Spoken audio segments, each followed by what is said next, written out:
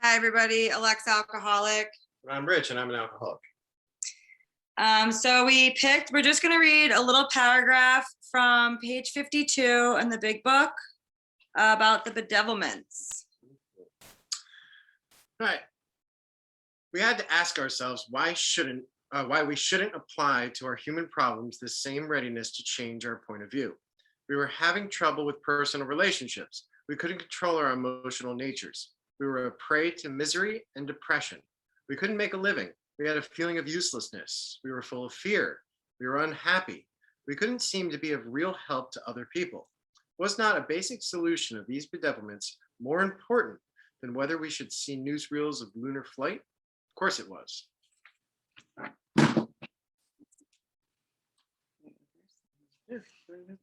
So we chose this little reading because my sponsor had me go when we were going through the steps at the end of step 1.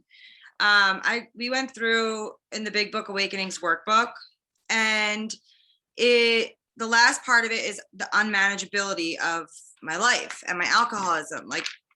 So a big part of it is the bedevilments for me. And one of the things that I had a lot of trouble with when I was out there drinking was trouble with personal relationships. And like, on my own power, can I manage to control them is one of the questions she would ask about each of the bedevilments. And on my own power, I definitely could not manage to control any of my personal relationships because I couldn't control my emotions either, which is another bedevilment. So like when I was drinking and I was having relationships, like growing up, I saw like my parents had a very toxic relationship. They were a nightmare, and it was just like what I saw. So the constant fighting is like what I thought love was. And like, I thought if there was passion, that meant there was love. So I carried that. I mean, if there was fighting, that equaled passion, and then that equaled love. So I carried that with me to like, relationships of my own, and got in some really bad situations for quite a few years. And like, I had some toxic relationships of my own. So getting sober, I went through the steps fully with my first sponsor, and then with my sponsor I have now still to this day. We went through it this way, and this assignment like changed everything for me, that she had me write all my bedevilments out, because it helped me realize how unmanageable my life actually really was, and how I carried all of these things with me and carried them into relationship. Like Rich and I had started dating, and like I was carrying like old baggage from old relationships into our relationship, and it was I'm like causing fights about stuff that doesn't even matter or make any sense, because it's like stuff from old relationships I had. It wasn't like, so it was the delusion that I was telling myself that like nothing can ever be good, everything's going to be shit, and everything's always going to be a mess, and I can never have everything be serene and peaceful. And that was the delusion that I was telling myself over and over again, but I didn't even know I was doing it. Like, so writing on that really helped me like bring everything kind of to the surface. And now like when I get crazy, because I mean, just because I'm sober doesn't mean I'm not like a little crazy still. This one over here, he doesn't really give in to the fighting with me. Like if I'm like, I'm a woman, and sometimes I'll speak for myself. So sometimes I, just am in the mood to fight because I'm cranky. And I was literally just talking to my sponsor about this, and she was like, we're so alike, it's hilarious. Like something else was bothering me last night before I came home from work, like family stuff. And I came home and took it out right on Rich. And like, the best part about today is like, we don't have to have a battleground in our home anymore. Like it says somewhere in the big book, like, was your home ever a battleground? To the wives. And like, yeah, for sure. Like it's been battleground for like so many different reasons. And it's just like crazy to me now that it doesn't ever have to be like that, because like now we've both gotten the tools like to help each other work through situations. Instead of working against each other, we're working like with each other to like do what we need to do. And like if I'm skipping and trying to skip a meeting or feeling like all bajiggity one day, like he's one of the first people that'll say to me, like, are you going to a meeting? Like, did you call your sponsor? Like, instead of like, but I don't know, but there's also like a fine line between like letting each other, like we don't try to like run each other's recovery, but like, we'll be like, did you call your sponsor? Did you talk to any women? Like, and if I'm trying to get out of a meeting, he's like, okay, so I'll see you after the meeting. Like it's just really, I don't know. It's really helpful to be able to have a relationship with someone else who's also growing and working on themselves. So it's not like, I don't feel like I'm running in place, and I don't know. It's just really like, it seems to work for us. And that's really all I have. If you want to go. Thanks for sharing. What time is it? 9:49. Okay. Okay, I don't want to run over. I'd love to hear other people share. I saw in the, I'm Rich, I'm an alcoholic. And I saw in the chat that there's people from like all over the place. So I definitely am very interested to hear other people's experience with the bedevilments, which was an aspect of sobriety that I had never truly experienced before. I've been in and out of AA for somewhere around 10 years, I guess, 8 to 10 years, I'd say, before I finally was beaten down enough to try, changing and try listening. So when I finally did and actually experienced what it was like to get a little bit of serenity in my life and start to, get more in touch with not only my emotions and who I am as a person, but like the world around me and how it affects those emotions. Like I hadn't ever really experienced that before because, I started drinking when I was like 14, 15. And that was my solution. So when I finally worked the steps with a sponsor and went through some really big spiritual changes and growth, I started to experience, how the world affects that inside. And the bedevilments they put it so succinctly where it goes down the list, like every one of those things that they talk about: prey to misery and depression, can't keep a job, can't, have relationships with other people, can't, or well, healthy relationships anyway. The list goes on, right? Full of fear, unhappy, can't seem to be of real help to other people. All those things, that was my base setting even before I picked up a drink.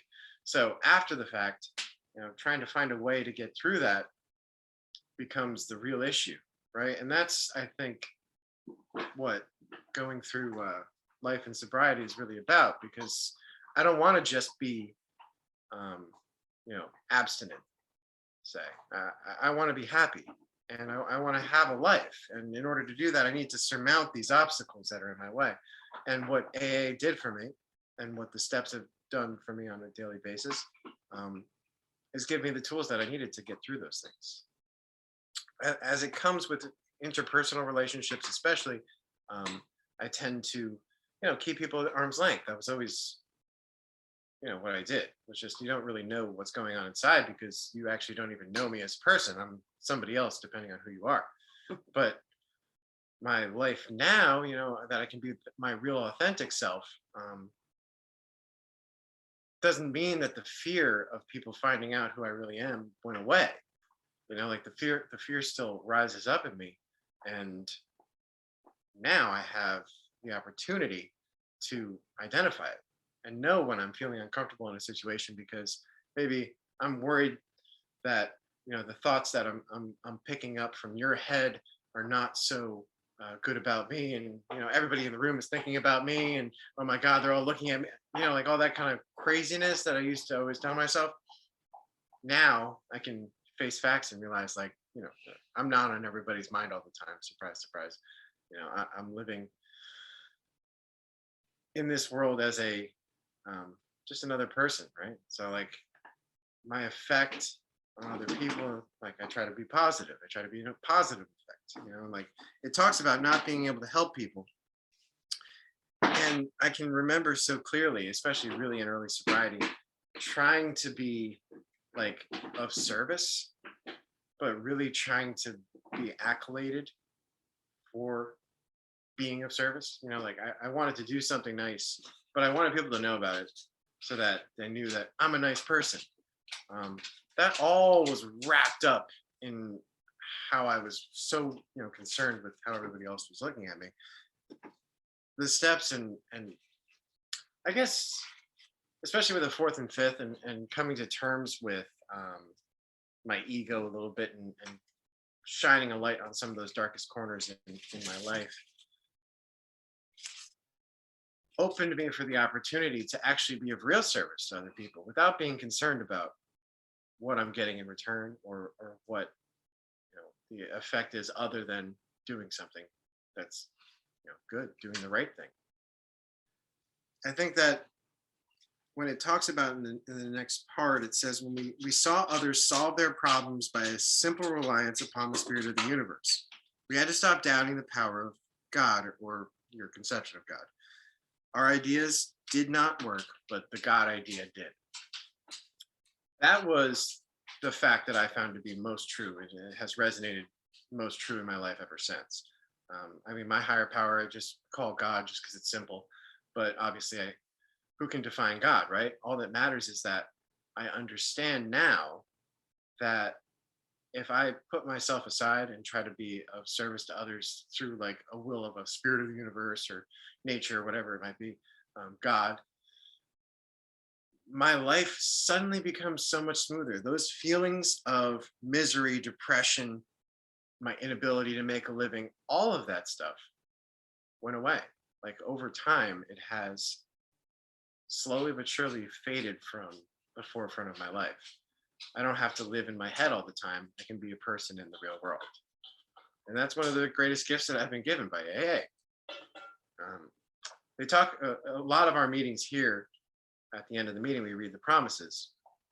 And there's this line that I always laugh at. They go through all these things: fear, financial insecurity, all these different, in my mind, extravagant promises, right? And it says at the end, are these extravagant promises? We think not. Like to me, they were the most extravagant things I could imagine because, like I can't list them off all the top of my head right now, but suffice it to say, they are like all of the problems that I had in my life were centered around those things, whether it be fear of financial insecurity, fear of being useless, all the, like it goes on and on, but it was the most extravagant of promises to me.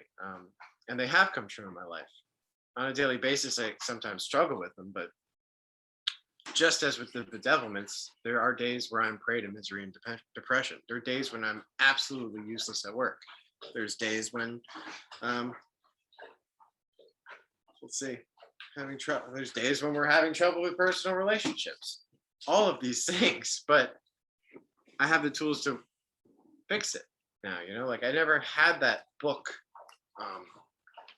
like the manual for life that I thought everyone got. And now I do. It's all right there, and that's a beautiful thing about AA. But that's all I've got. So thank you for letting me share.